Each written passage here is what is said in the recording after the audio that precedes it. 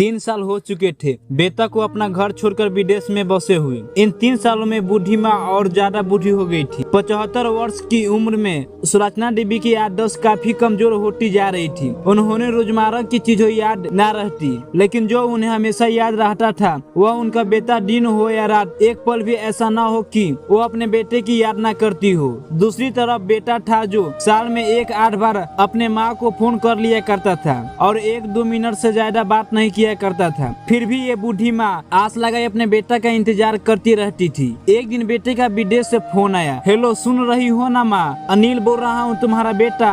कैसी हो माँ? मैं ठीक हूँ बेटा। तुम, बहू और पोते कैसे हैं? माँ ने पूछा। सब अच्छे हैं माँ, मैं अगले हफ्ते गाँव आ रहा हूँ माँ तुम्हें लेने। अब हम सब साथ में ही लंदन में रहेंगे। माँ तुम्हारी बहू कह रही थी माँ को यहाँ पर लेकर आ जाओ, बेचारी अकेली वहाँ पे परेशान होती होगी, बेटे ने कहा। बूढ़ी माँ की सूखी आंखें आंसुओं से भीग गई। उसकी कमजोर शरीर में नस नस में खुशी की लहर दौड़ रही थी। बेटे और बहू का अपने प्रति प्रेम देखकर माँ का मन खुशी से भर गया। बेटे ने कहा, माँ तैयार रहना, मुझे ज्यादा दिन छुट्टी नहीं है। जीजी से जितना पैसा लेना है लेकर रखना, तब तक मैं प्रॉपर्टी डीलर से बात कर लेता हूँ घर के लिए। बेटे ने कहा, हाँ माँ, गाँव का घर हमें बेच देना पड़ेगा। अब हम साथ में ही रहने वाले हैं तो वहाँ पे घर रखने का कोई मतलब नहीं है। माँ ने कहा, ठीक है। बुढ़ापे की वजह से ठीक से चलने में असक्षम माँ ने पूरे मोहल्ले में घूम घूम कर अपनी इस खुशखबरी को सबको सुनाया। सभी खुश हो गए। सबको लगा कि माँ जी की आखिरी दिन अपने परिवार के साथ खुशी खुशी बीत जाएंगे। घर वापस आकर माँ ने अपने घर के कोने कोने के ऐसे देख रही थी जैसे वो अपने दूसरे बेटे को खो रही है। देखे भी क्यों ना, उस घर को अपने बेटे से कम थोड़ी न समझती थी। अपने पति के साथ 40 साल यही तो बिताई थी,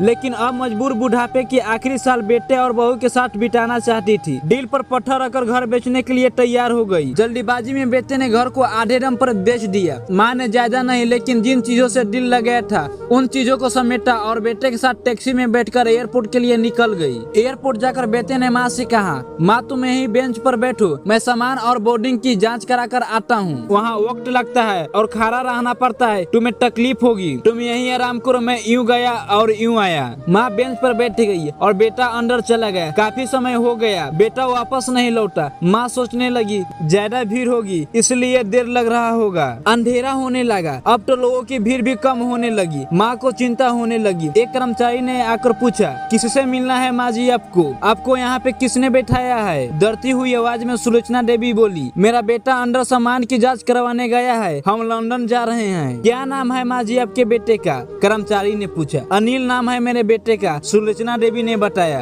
कर्मचारी अंदर गया। थोड़ी देर बाद बाहर लौटा। उसने सुलोचना देवी से कहा, माँ जी लंदन जाने वाला फ्लाइट तो दोपहर में ही जा चुकी है और आपका बेटा भी उस फ्लाइट में बैठकर लंदन जा चुका है। अब यहाँ आपके बैठने का कोई मतलब नहीं है, आप भी अपने घर चले जाइए। ये सुनने के बाद सुलोचना देवी को बहुत दुख हुआ और आंखों में आंसुओं का सैलाब उठने लगे। जैसे तैसे माँ घर पहुँची। जो उसका था वो भी बिक चुका था। वो वही बरामदे में तुलसी के पास सो गई। घर के नए मालिक को उस पर दया आई तो एक कमरा किराए से उसको दे दिया। पेंशन की पैसा से खाना और किराए के बंदोबस्त हो जाता था। दिन बीतने लगे। कुछ दिनों बाद घर का नए मालिक ने सुलोचना देवी से कहा, माँ जी अपने रिश्तेदारों के यहाँ जाकर क्यों नहीं रहती है? इस उम्र में आपके लिए वही अच्छा होगा, लेकिन अगर मेरा बेटा वापस आया तो उसका ख्याल कौन रखेगा? मेरा बेटा बहुत भोला है, उसे अपना ख्याल रखना बिल्कुल नहीं आता है। मैं कहीं नहीं जाऊंगी, क्या पता कब उसे मेरी जरूरत पड़ जाए, माँ ने कहा। दोस्तों सच बता रहा हूँ, माँ की ऐसी बातें सुनकर मेरी आंखों में आंसू आ गए। किसी ने सच ही कहा है, पुट का पुट हो सकता है लेकिन माता कभी कुमुता नहीं होती। दोस्तों आप सभी से हाथ जोड़कर विनती करता हूँ, अपने माता पिता की जितनी हो सके सेवा करना, उनके साथ कभी बुरा बर्ताव मत करना। अगर आपको ये कहानी पसंद आया होगा तो एक लाइक जरूर कर दीजिएगा।